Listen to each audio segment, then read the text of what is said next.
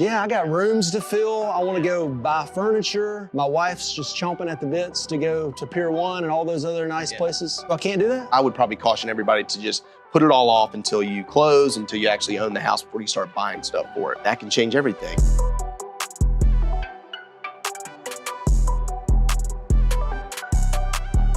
Welcome back, guys. We got another great show lined up for you today. We have Nick Veras with Lindello Mortgage with us today. That's right. And he's going to give us the 411 on everything mortgages, right? That's right. Yeah. Yeah. Thanks for having me. How are you, buddy? Good. Thanks for having me. Now, you're with Lindello. Yeah, Lindello Mortgage. Tell us a little bit about Lindello. So yeah, we are a mortgage broker. We've got offices here in Birmingham. We've got offices in Anniston, Pell City, Gadsden, Huntsville, in a couple different offices all over the state, and then we're in a few other states as well. So okay, awesome, yeah. Awesome.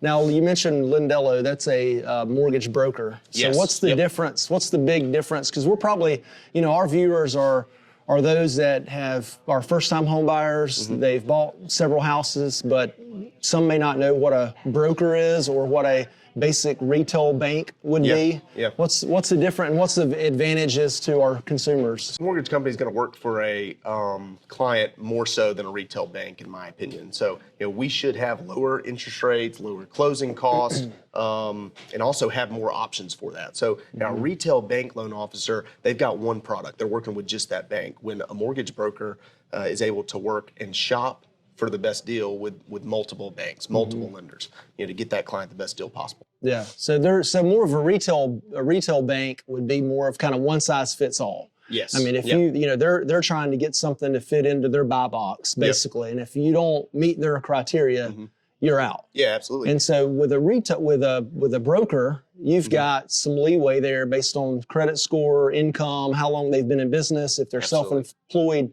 to kind of look out over the larger landscape of products, right? Absolutely, yeah. So, and we've got different lenders for different types of borrowers too. Okay. So, we may have one borrower that fits with a particular lender better than another one, and or we're just looking for the best interest rate and the best closing costs with a different lender. So, we've got multiple options for all the consumers. Okay. All right, Nick. So let's assume we're in the process. We've got a borrower. He's gotten pre-approved. We found the house. We're under contract. What are some kind of do's and don'ts? And we'll focus more on the don'ts. What's something that you do not need to do when you're under contract trying to get to the closing table? Yeah, definitely do not add any new debts. That is the biggest thing, because when you're going through your pre-approval and you go through underwriting, you get your actual official approval. They are approving you on what was, that credit report, how it started from the beginning. So if you go and you add another debt, that could change your approval. You go out and you buy a car a couple of days before closing. I can't buy a car? No, you can't buy a car. No, don't. Wait. It's always important to take care of number one priority, which is closing on this house. So I would tell everybody to, definitely close on the most important thing first. And then if you want to go buy a car or you want to go finance furniture after you own the house, make sure you I got rooms to fill. I want to go buy furniture. My wife's just chomping at the bits to go to Pier 1 and all those other nice places. So I can't do that? No, it's understandable. I got to wait? Yeah, you got to wait. I would wait. Or definitely check with me before doing anything.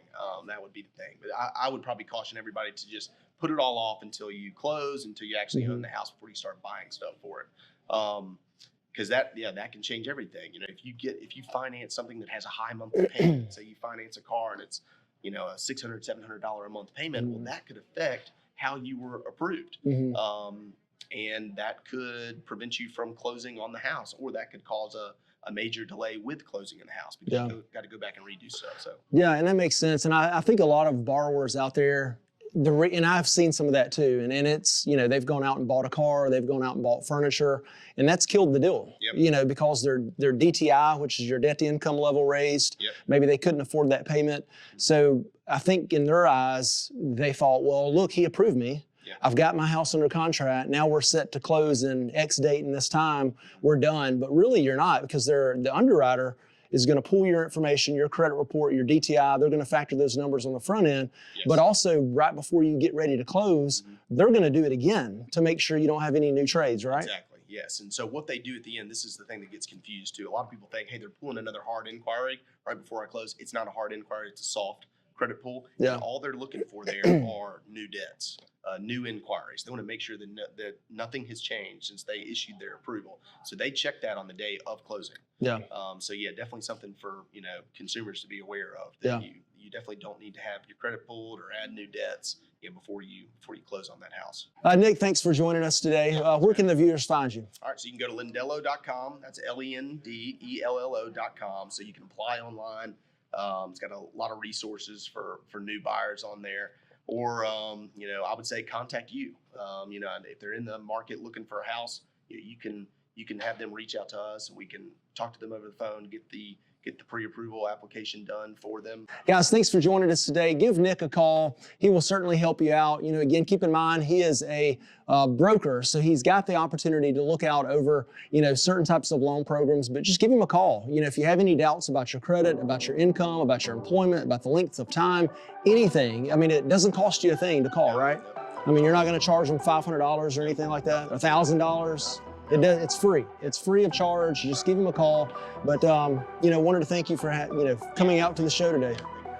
Guys, thank you again, and we'll talk to you soon. Bye.